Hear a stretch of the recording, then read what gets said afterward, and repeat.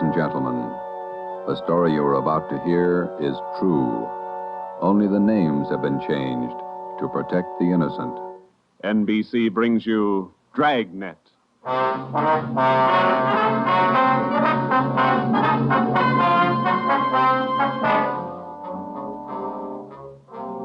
You're a detective sergeant. You're assigned to burglary detail. A sudden wave of jewel thefts is sweeping the city. In 16 days, 16 burglaries have been committed, one each night. They bear the same trademark. Thousands of dollars of jewels are missing. The thief is a master at his trade. Your job, get him. Dragnet, the documented drama of an actual crime, investigated and solved by the men who unrelentingly stand watch on the security of your home, your family, and your life.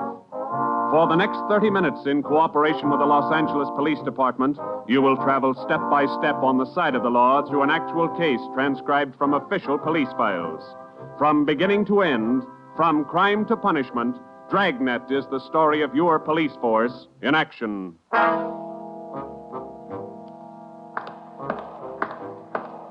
It was Tuesday, June 17th. It was warm in Los Angeles. We were working the day watch out of burglary. My partner's Ben Romero. The boss is Ed Backstrand, chief of detectives. My name's Friday. I was on the way into work that morning, and it was 7:53 a.m. when I got to room 45. Burglary detail. Hi, Joe. How are you, Walker?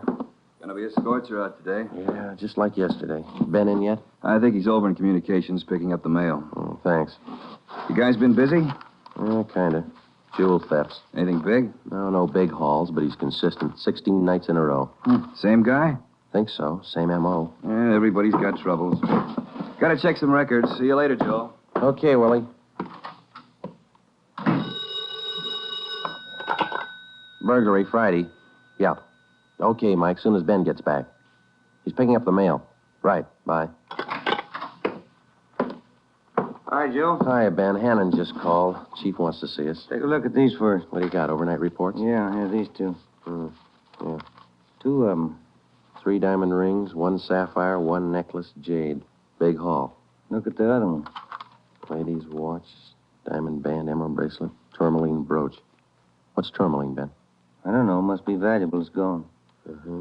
Let's see. Owner left house about 9 p.m., returned about 1:30 a.m., found property gone, scratches on the door. Probably using the cellophane method. Hasn't missed yet. 2 in 1 night. Well, he's picking up his pace.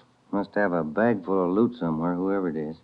You get the description sheets from pawn shop detail? Yeah, got him right here. You take half of them. Let's see what luck we got this morning. Yeah.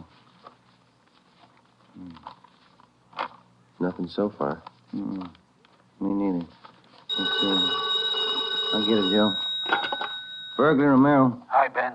Chief still wants to talk to you, boys. He's got an appointment at 8:30. Wants to see you before you leave. Okay, Mike. Just checking some buy sheets. Be right in. Better make it fast. He's in a bad mood this morning. Okay, Mike. Thank you. Backstrand again? Yeah, he's in a bad mood. Come on. Wonder what's bothering him. Something's bad. He doesn't blow very often. Chief of Detective's Office, Hannon. Go ahead in, boys. He's waiting. Thank you, Mike. All right, ma'am. I'll connect you. Friday, Romero, sit down. Wait till I get the phone. Backstrand. Oh, yes, Mrs. Winthrop. Yes, ma'am. We're doing all we can. Yes, ma'am. Yes, ma'am. Yes, I'll do that. Yes, ma'am. Goodbye. Got trouble, Ed? Taxpayer, Mrs. Winthrop. You two ought to remember the name. We do, Skipper. 10 days ago, somebody lifted $2,000 worth of diamonds from her bedroom while she was at the symphony. Last night, she was hit again. A diamond watch, an emerald bracelet, and some kind of a brooch. Tourmaline. I don't care what kind it was. It's gone.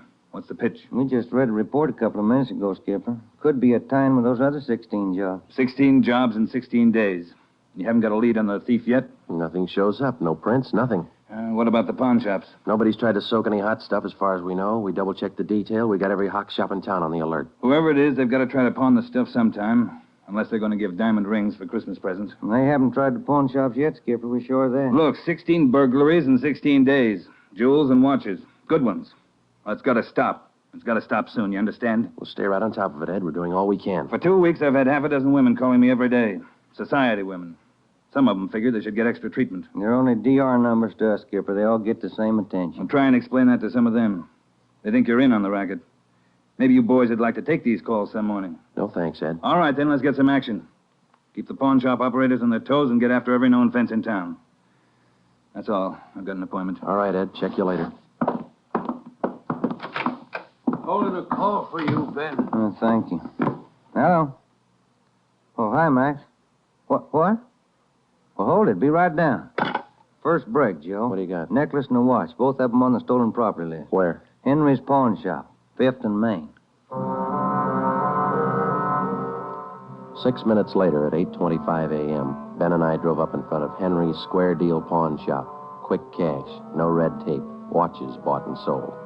The proprietor was Max Murphy, an old friend of Ben's. Well, pal, of all days, it had to happen yesterday. Took the day off and went fishing up at Big Bear. I left my nephew in charge, Harry. A real knothead, that kid. How do you mean, Max? Joe, if I told him once, I told him 101. Whatever you do, whatever they come in with to Hawk, check it with the list. Check it with the stolen property list. What does he do? He forgot. He forgot. Oh, a real knothead, that boy. How old is he, Max? 32. A real knothead. I checked the slips from yesterday. Then I checked the stolen property list. There it is. Hot stuff. When did the stuff come in, Max? Do you know? About 4 o'clock yesterday afternoon. Can we look at it? Oh, sure. Back here behind the counter. There it is. Did you check out the serial numbers on the watch yet, Max? When I found out, yes. They matched to a T. All right, let's see. Yeah. Description on this necklace matches, too. Let's have a look at your buy book, huh, Max? Yes, sir, Joe. Here you are. There's the deal right there. Here? Yeah, that's him. That's how he gave his name.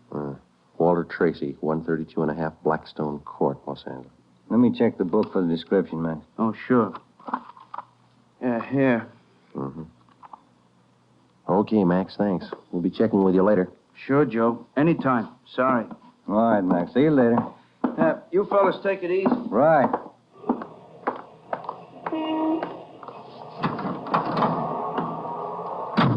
Want to check and see if we're clear, Joe? Yeah, I will.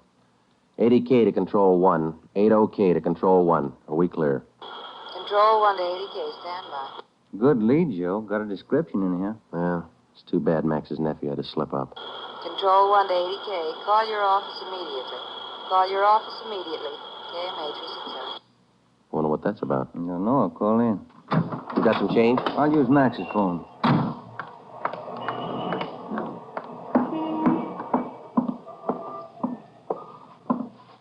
Use your phone a minute, Max. Oh, you, Ben? Sure. Help yourself. Thank you.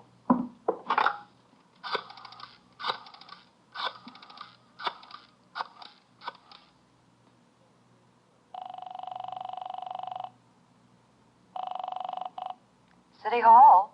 2524. 2524. Burglary. Levine. This is Ben, George. You got something? Odd one. Universal Loan Shop, 6th and Barton Place. Guy just took in a couple of rings. He checked too late. What you mean? He checked the form after the guy left. It was signed Walter Tracy.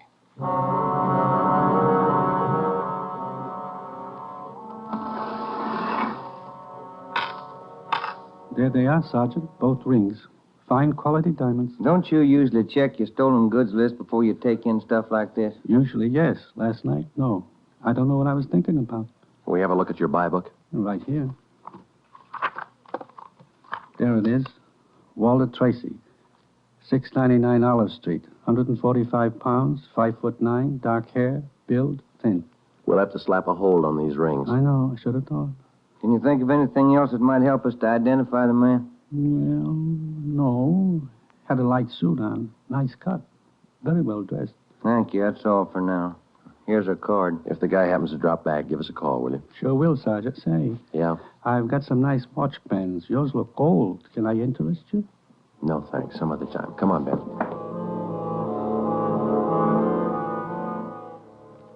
That afternoon and the following morning, despite our alert and our warnings, 2 more pawn shops called in with reports of stolen watches taken in. We checked them out. The serial numbers on the watches matched those on the stolen property list. On the pawn shop account books, the loan was listed under the name Walter Tracy. The addresses were given as number 12 St. Vincent Place and 700 East Flower. The descriptions of the man were the same. Slight build, well-dressed, about 145 pounds, 5 feet 9 inches tall, dark wavy hair. We had the name and description distributed to every pawn shop in Los Angeles and surrounding communities. Through our informants, we checked up on every known fence in the city. For the next 2 nights, we received no reports of stolen jewels. That made up for the double burglary the night before. On June 19th, the box score read 18 successive nights, 18 successive jewel burglaries. At 3:25 in the afternoon, Ben and I sat down to check over the late incoming reports. Got anything, Joe? No, not yet, no. Nothing here. Maybe the guys left town. Nope. No such luck. Take a look. That's it, number 19. He may set a record. Well, he's making monkeys out of us, isn't he? Look, man's watch, lady's watch, Chinese amber necklace, diamond shirt studs, and a bracelet with 2 large rubies. He's getting ambitious. How's the value listing? Let's see. $1,800. One haul. I'll get it. Burglary Friday. Yeah. What? Yeah. Be right down. Stall him. Let's go, Ben. Where? Kaplan's down on East 2nd. Walter Tracy's in there now, trying to hock a gold watch.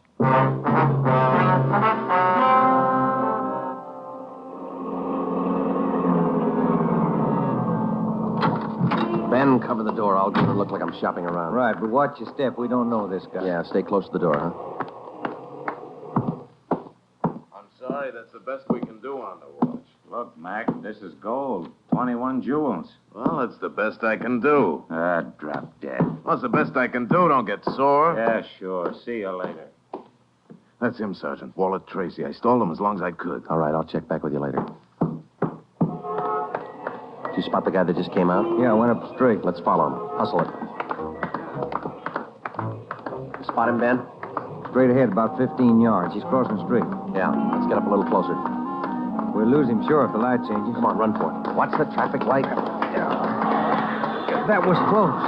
You might have spotted us as going faster. Come on, Joe, run. Yeah. Don't lose him.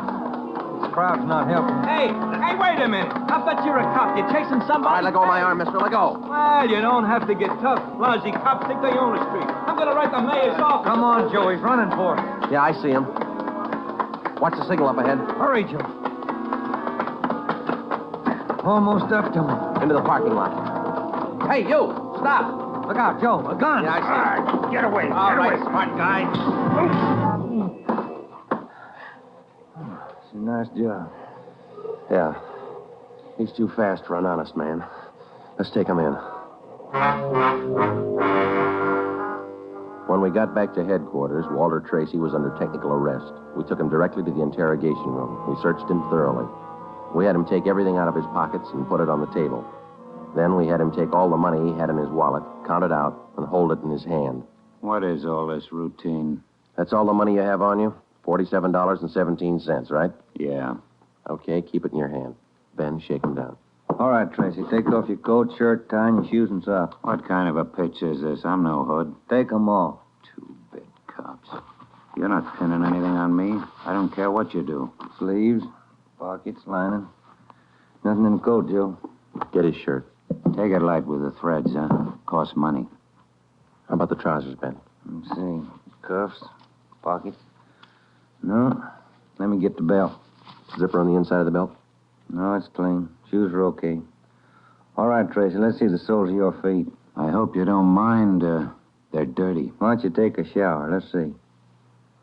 All right, Joe, nothing. Put your clothes back on. Yeah, thanks.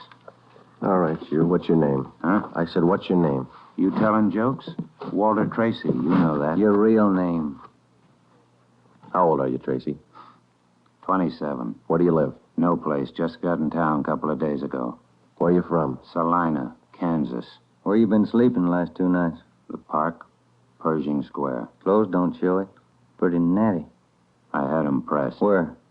Down by the square. I don't remember. You ever been arrested before? No. Where'd you get this gun, Tracy, the one you pulled on us? I didn't know who you were. Could have been a couple of hoods. You kind of look like it. Where'd you get the gun? I won it in a crap game coming out on the train. Where'd you get the watch? Graduation present. You want to run a make on him, Joe? The gun and the watch? Yeah, I'll call him. Go on, check. You can't prove a thing. Pawn shop records, Gilmore. Gil, this is Friday. Can you give me a make on a watch? Sure, Joe, go ahead. Time Master, yellow gold, man's wristwatch. Okay. Case number 716F23. Right. Movement number B351708. Got it. Okay. Now give me a make on this gun, huh? 32 S&W automatic. Serial number 579461. Okay. Call me back? Right. What's your station number? 2572. I'll ring you, Joe. Thanks. Having fun? What'd you do with all those jewels you stole? When do I get out of here? I don't think you're going to get out. You got nothing on me. How tall are you, Tracy? Get your tape measure. 5'9". How much you weigh? 140. I'm 27. My name's Walter Tracy. I come from Salina. I've been in town 2 days, and I don't know what you guys are talking about. You sound smart. You don't act it. And you're flying blind, copper. What'd you do with those jewels you stole? I don't know what you're talking about. What color are your eyes? I don't know. I'm colorblind. What color would you say your hair is? You colorblind, too? You ever been arrested before? Straighten out. He asked me that. I'm asking you. No. You ever done any big time? No. All right, I don't care if you level with us or not. We're going to make you on those prowl jobs, all 19 of them. Sure. You guys are smart. You got in Los Angeles 2 days ago, is that right? Yeah, You don't know anything about any jewel thefts. that's what I said. Then how come your name and your handwriting's on the account books in 4 pawn shops in Los Angeles? It's not mine. You can't prove it. We can, Tracy. Come clean. What'd you do with the stuff you stole from 1250 Moraga Drive, June 5th? I didn't steal any stuff. What'd you do with the rings and watches you took from 1400 Placerville Road, June 9th? I wasn't in town. What'd you do with the diamond dress pins you stole June 13th, 123 South Van Ness? Did I do that? You're not only kinky, you're a bad liar. You prove it. Quarter get you a sawbuck, your prints bounce, Tracy. Our handwriting man's gone to work on those signatures of yours. You haven't got a chance. Now, come on. Where'd you hide this stuff? You can't prove a thing. Where'd you say you've been sleeping the last 2 nights? In the park, Pershing Square. You want a map? Clothes sure look nice. I said I had 'em pressed. But you can't remember where. No, I can't remember where. That a crime? Friday talking. Joe, this is Gilmore. Here's the stuff you asked for. Let's have it, Gil. No make on the watch, no make on the gun. Okay, Gil. Thanks a lot. Yeah. You're in up to your neck. You said that, didn't you? You're gonna talk, Tracy. Kind of tired. All right, we'll let you sleep on it. Come on, Ben. Let's book him. Right. I'll get your jobs, coppers. Sure. Come on.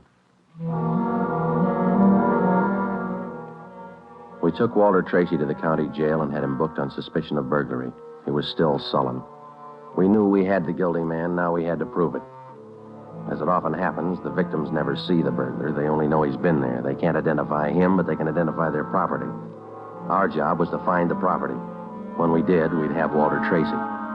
And the 19 victims would have their property returned. But Tracy wasn't talking, and we knew he'd never talk unless he thought it might help him.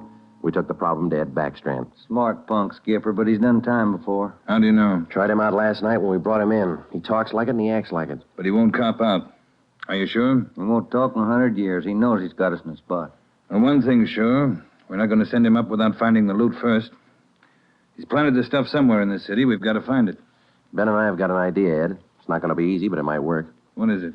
Tracy tried to soak some of the stolen property at 4 separate pawn shops in the downtown area. Yeah? At each one of those 4 pawn shops, he gave a local address. Now, we're sure he must have a room or an apartment someplace in town. All right. Where? That's where guesswork comes in, Skipper. Every one of those addresses he gave falls within a certain area. How big an area? Oh, you got that street diagram, Joe? Yeah. Here it is, Ed. From Figueroa here to San Pedro, and from Pico down to First Street. The area's about 12 blocks wide, 14 blocks long. Oh, that's a lot of territory. How are you going to cover it? On foot, we'll take Tracy with us. Plenty of legwork. You sure it's the answer? We got to find the stuff, and it's the only way we can figure it. Hotels, apartments, rooming houses. There must be hundreds of places he could stay in that territory. It'll take a couple of weeks. Yeah, on foot it will. All right. It's tough, but it's your idea. Go to it. An hour after we left Chief Backstrand, we got Tracy out of his cell in the county jail and started our canvass of the appointed area. We took the usual precautions and handcuffed Tracy's wrists to our own. We started the search for his hideout at First Street in Figueroa. It was a warm day in Los Angeles. The temperature was 91. After the first 3 hours, I could tell Ben's feet were ready to give out, and so were mine. We couldn't even have the comfort of complaining. That had encouraged Tracy, and he was cocky enough already. He cursed and threatened every step of the way. My legs off. All right, quit pulling, will you? Come on, Tracy, up the stairs. Another one to check. Warm day, Joe. Yeah, a little. What do you mean, a little? Must be 110. Yes? What is it? You the manager? Yes. Could you tell me which apartment this man has in your house, ma'am? Who, him? Yes, ma'am, this one. Never saw him before. He don't live here. All right, ma'am, thank you. Yeah. Hot, ain't it? When are you going to get wise? Come on, Tracy. Well, that finishes this side of the street. You want to cross over, Joe? Yeah, let's go. I'm hungry. I want to eat. After we cover the other side of the street. You can't do this to me. I'm going to get a lawyer. I'll have your jobs, both of you. Yeah, come on. We only got a couple of hundred places to cover.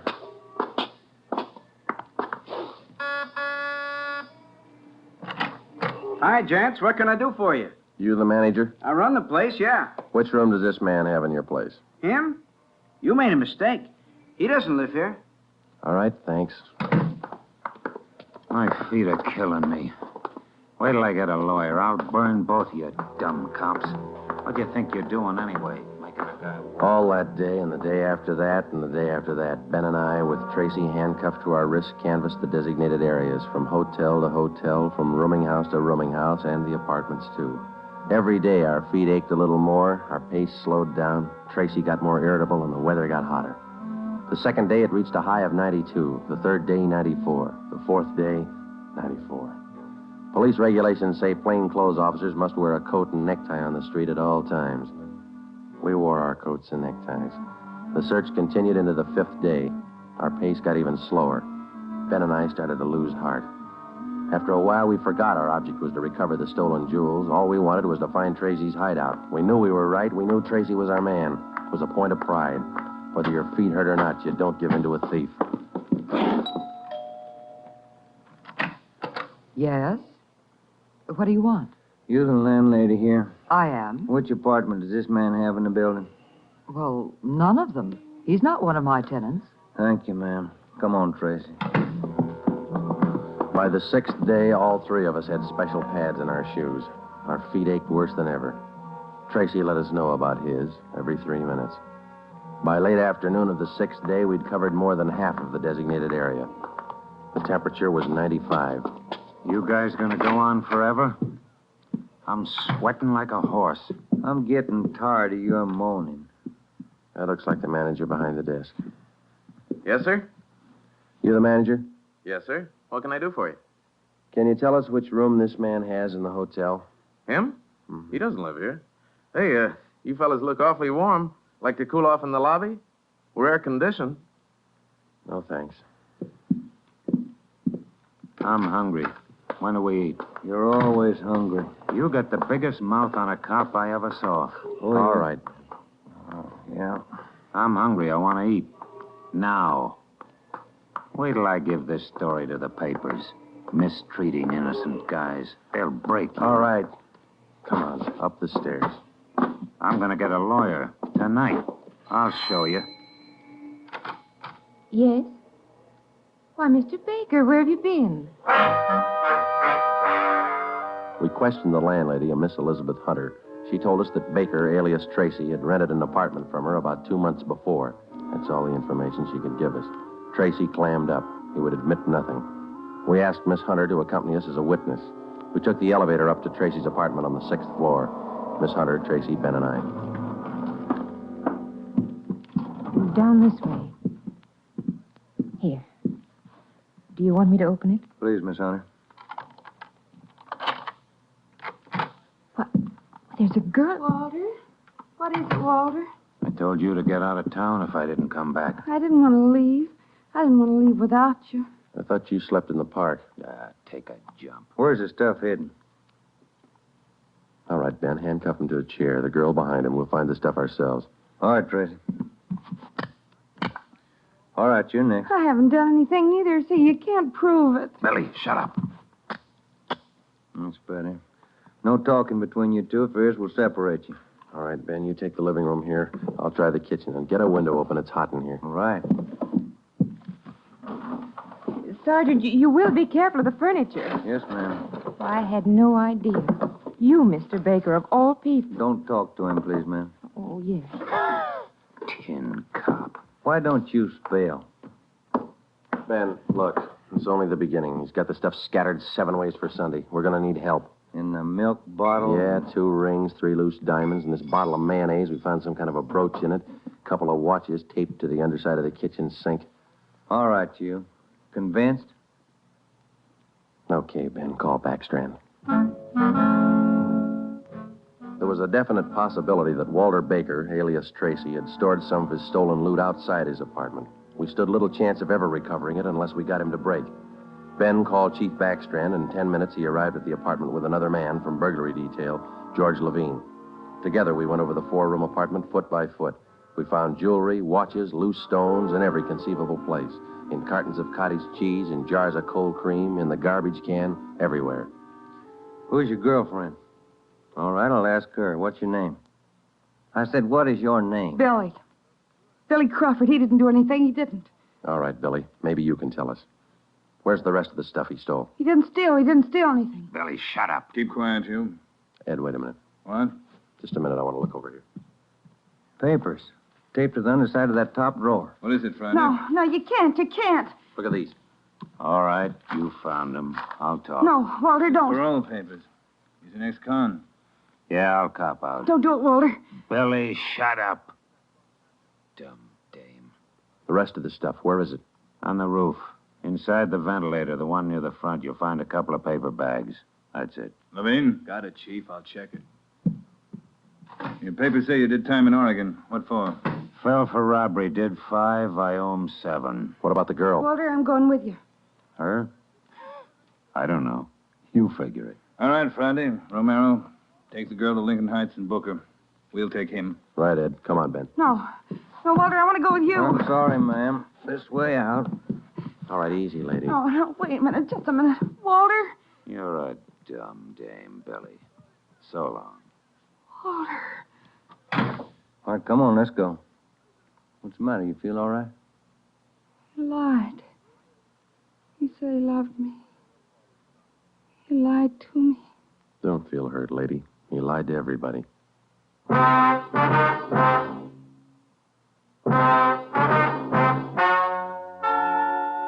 The story you have just heard is true. Only the names were changed to protect the innocent. Walter Baker, alias Walter Tracy, was tried and convicted on 3 counts of first-degree burglary and received the maximum sentence prescribed by law. He is now serving out his term in the state penitentiary. A hold has been placed on him by the state of Oregon, where he will serve out 7 years for violation of parole. Billy Crawford, Baker's accomplice, was tried and convicted of receiving stolen property and is now serving time in the state penitentiary for women.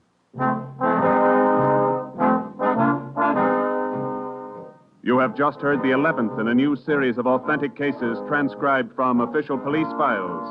Technical advice for Dragnet is furnished by the Los Angeles Police Department. Tonight's program is dedicated to Warden Clarence A. Larkin of Folsom Prison, Sacramento, who, on the evening of September 24th, 1937, gave his life so that yours might be more secure.